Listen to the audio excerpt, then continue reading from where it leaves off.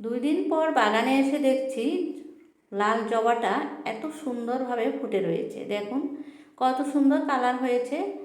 গত 2 দিন আমি ছাদে উঠি নাই, বাড়িতে ছিলাম না, হঠাৎ করে কোনো একটা কাজে বাইরে যেতে হলো।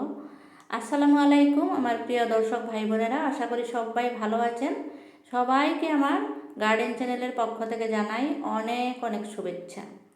ফুলের গাছগুলো একবার না দেখলে ভালো লাগে না, কোন ফুলে কলি এসেছে কোন ফুলে আসে নাই সবগুলো একবার দেখে নিলাম।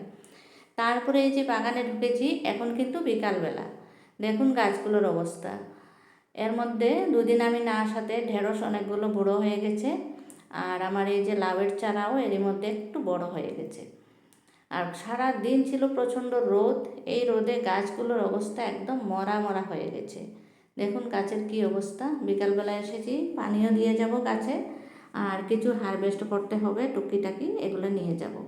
দেখুন এখানে যেন মনে হচ্ছে মরা গাছে একটা কুমড়া ঝুলছে, ঠিক এরকমই মনে হচ্ছে, কিন্তু মরা নয়। গাছটা আজকের রোদ্রে একদম মরা মরা হয়ে গেছে। কুমড়াটা এই যে দেখুন কুমড়াটা ঝুলছে। তার আগে এখান থেকে আমি আরও একটা হারভেস্ট করেছি, আর এটা আমি আজকেই নিয়ে যাব। আর এই যে দেখুন আর একটা ছোট্ট গাছটা, কিন্তু একদম ছোট গাছ, বেশি বড় নয়, গাছের শক্তিও তেমন নাই। এরই মধ্যে 3টা কুমড়া দিল। যাই হোক মাশাল্লাহ ভালোই হয়েছিল।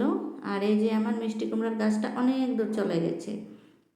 মিষ্টি কুমড়ার শাক আমি 3-4 দিন পরে পরেই নিয়ে যাই, আজকেও নেব। মিষ্টি কুমড়ার শাকগুলো আমার খুব ভালো লাগে বাগান করে, আর যাই হোক কিছু শাক খেতে পাই, তাই খুব ভালো লাগে। আর ড্রাগন দুটা দেখুন একটু বড় হয়েছে, কিন্তু লাল হয় নাই। আর আমার করলা গাছ এবার কিন্তু খুব খারাপ অবস্থা, করলা খুব কম পেয়েছি, জানি না কী জন্য, যত্নের তো কোনো ত্রুটি করি নাই। আর চিচিঙ্গা গাছটা একটা ছোট্ট গাছ এখানে আবারও লাগিয়েছিলাম, আপনাদের দেখিয়েছিলাম, সেই ছোট্ট গাছটা দেখুন একদম উপরে চলে গেছে। এই 2 দিনের মধ্যেই এত বড় হয়ে গেছে। চিচিঙ্গা গাছ কিন্তু খুব তাড়াতাড়ি বড় হয়। আর পর্তুলাকা তো এখন নাই একটাও, কারণ বিকালবেলা, সকালে যা ফুটেছিল বিকালবেলা তো ফুল থাকেই না। তারপরে আমার কচু গাছটা দেখে মনে হচ্ছে শাক খাওয়ার মতন অবস্থা হয়ে গেছে। কচু শাক কিন্তু আমি খুব ভালোবাসি, আপনারা কে কে ভালোবাসেন কমেন্টে জানাবেন। কচু শাক আমি এর মধ্যে নেব, নিয়ে আমি কচু শাক ভাজি করব। আর এইদিকে ঢেঁড়স নেব, আর শাকগুলো নিয়ে নেই। কুমড়াটা অলরেডি কাটা হয়ে গেছে, আর শাকগুলো কেটে এখনই আমি ঘরে চলে যাব। শাকগুলো কিন্তু খুব সুন্দর, তাজা তাজা শাক একদম। শাকগুলো ভাজি করে খেতে খুব ভালো লাগবে। বন্ধুরা আপনারাও যদি বাগান করে ভালোবাসেন, তাহলে অতি অবশ্যই আমার চ্যানেলটাকে সাবস্ক্রাইব করে দিয়ে আমার সাথে থাকবেন। আর ভিডিও পছন্দ হলে অবশ্যই একটা লাইক দিবেন। আপনারা কিন্তু অনেকেই লাইক দেন না, আর কমেন্ট দিয়ে চলে যান, কিন্তু লাইক না দিলে আমার ভিডিওটা একটু এগোতে পারে না, পিছ পড়ে। আমার এমনিতে চ্যানেল অনেক পিছনে পড়ে গেছে, আপনাদের দয়ায় একটু আগ বাড়বে। সবাই একটু হেল্প করবেন, সবাই সবাইকে হেল্প করা দরকার। আমাদের ইউটিউবের সবাই মিলে যেহেতু একটা পরিবার, এটা হচ্ছে ইউটিউবের পরিবার সদস্য সবাই আমরা, হিংসা না করে সবাই সবাইকে সাহায্য করা দরকার।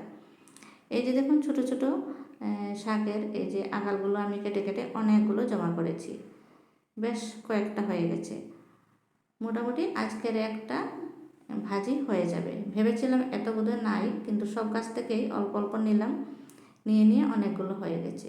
আমি ফুলের বাগানও করি, সবজির বাগানও করি। আপনারা যদি ফুলের গাছ সম্বন্ধে কিছু টিপস জানতে চান, তাহলে আমার ভিডিও সাবস্ক্রাইব করে দেখুন। সবাই ভালো থাকুন।